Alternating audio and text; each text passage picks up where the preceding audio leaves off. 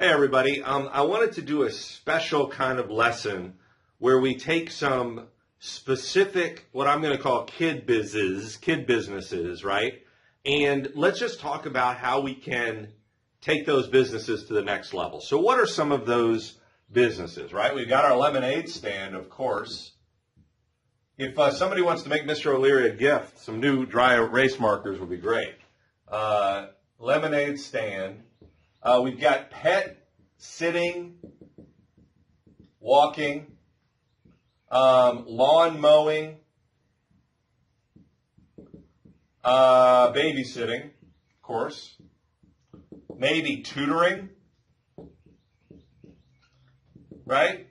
A bunch of other ones. And remember, I want you to go off in any different direction. But it's interesting that these are the businesses that young people gravitate towards. And really, any of these businesses can be huge businesses, really huge businesses. There is no reason that a specific business cannot in some way be a 6 or 7 figure business. And if you're thinking 6 and 7 figures, 6 figures is $100,000, 7 figures is $1 million. Now, before you start going crazy, I'm not talking about running a lemonade stand on your corner and turning that into $1 million business. I'm saying fundamentally, you can take a lemonade stand and replicate it and license it out and sell this and that and this and that, and the entire thing could be a very big business. But fundamentally, what you want to do is you want to take your business, your existing business that you can go into, and that's why these resonate, right? You can go set up a lemonade stand, you're in business. You can open up your pet sitting company, you're in business. You can go do lawn mowing, you're in business. Now the question is, can we take that to the next level? So what I want to just do is come up with some ideas for taking these businesses to the next level. So what are the ways that you're going to be able to take your business to the next level? All right, well, fundamentally, there's only a few, which is good, right? One is you're going to get more customers or clients, right? Typically, that's a marketing challenge. You want to get more prospects, more customers, and clients. 2, you can increase your conversion rate, right? So you still get the same number of customers and clients, prospects, but you're just better at converting them into clients. 3, you can get more money out of your existing customers and clients. And there are lots of ways for you to do that. And let's talk about those types of things. So we'll put marketing on hold for a second because we want to say, because in many cases what you want to do is you want to focus on your existing business and get it as good, as profitable as it can be and simultaneously ramp up your marketing. So let's look at the ways that you can get more money out of your existing business. Well, one is to increase your prices, right? Fundamentally, that's the easiest, quote unquote, way to get more money out of your business. Because if you're running a lemonade stand and you're selling lemonade for 50 cents, well, if you were able to sell lemonade for $1, you would double your revenues, right? The challenge is can you just double your prices? Can you just increase your prices 25%? Or is there going to be a trade-off where you're going to have fewer people buying, some of your existing customers peeling off?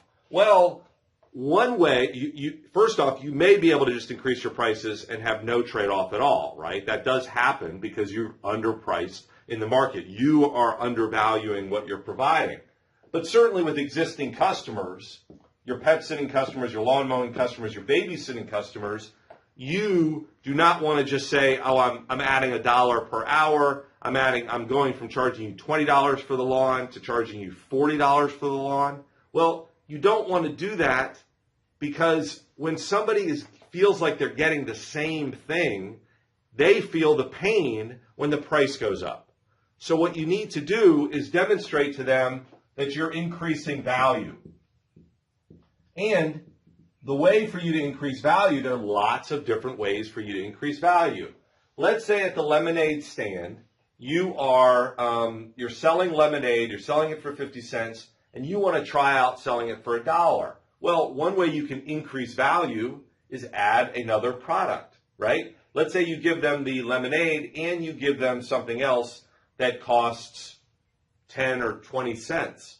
Well, you're adding 50 cents of revenue, but only adding 10 or 20 cents of cost.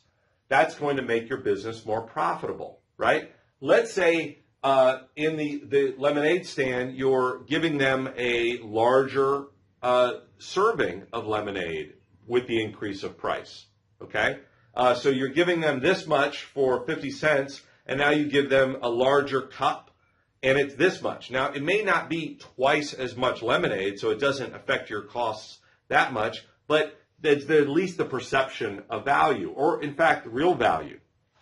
Let's say with your pet sitting business, you're charging $5 to pet sit per day, and you want to test out what would it be to do $10 per day. Well, what could you do to add value?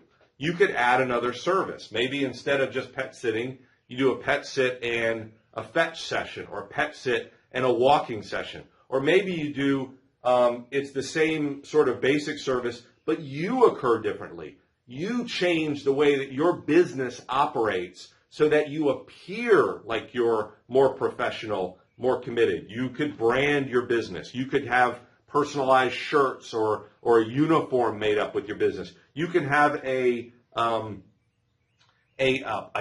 kit like the dog sitting kit, or the lawn mowing kit, or the babysitting kit that has assorted resources that you use to support your job or your project. And what that does is, again, it establishes a higher value. Now, some people are very price conscious. They're going to think, oh, well, you just went from $5 to $10. I can't afford to do this anymore. Or I'm going to go with your competitor who's still low value. But what you're going to do is you're going to establish, here is the reason that I'm worth this. And then you have to figure out how to overcome, if you want to, how to overcome their actual budgetary issues. So let's look at babysitting. I don't know, it's been a while since I've charged, or it's been a while since I paid for babysitting, but let's say you're babysitting and you're charging $10 an hour, $5 an hour, who cares? Well, I have to look at two different babysitters side by side. I got this one babysitter who's charging $5 an hour, and that's it. I have this other babysitter who's CPR certified. She has a babysitting kit that is specific for kids with entertainment, etc., and she is going to speak nothing but Spanish or French to those kids during the babysitting time.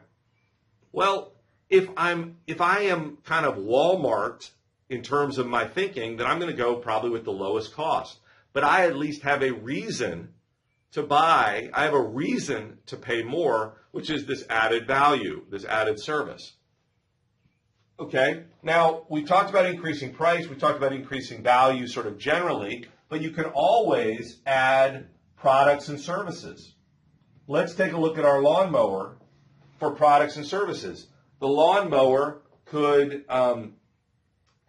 get a collection of products that would be valuable for the homeowner, right?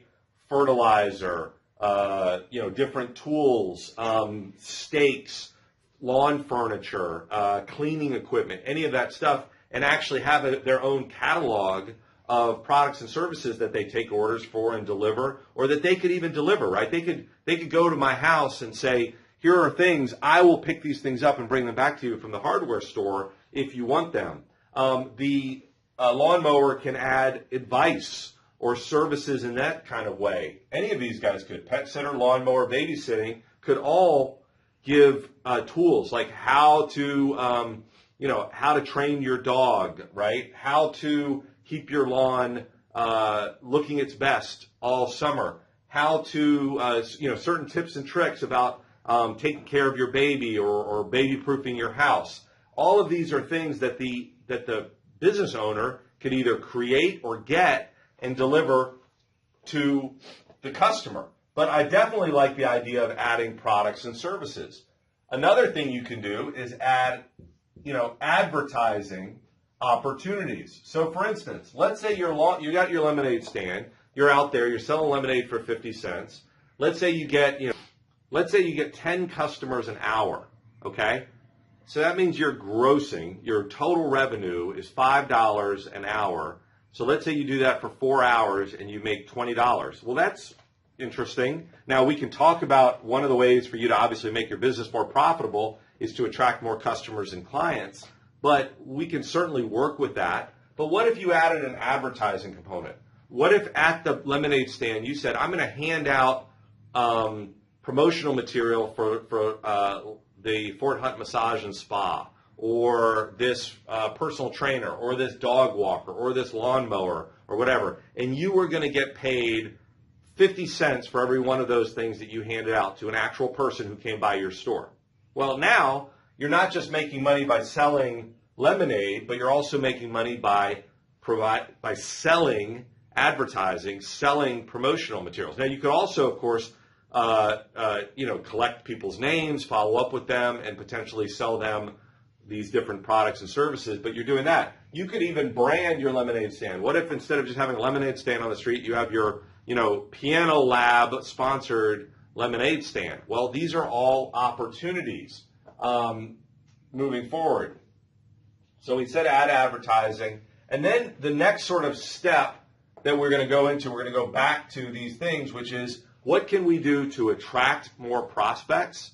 How can we go out and market our business? And how can we do a better job converting those prospects into customers? But it really does help to think about how you can increase the revenue, increase the value of each customer for your business. Because when those customers represent more value to you, when you have a better way of converting a prospect into a customer, then it gets a little bit more exciting, frankly, to go out there and attract more customers and clients. And you feel more confident in your ability to convert prospects into clients and customers because you've got a really, really good value add plan.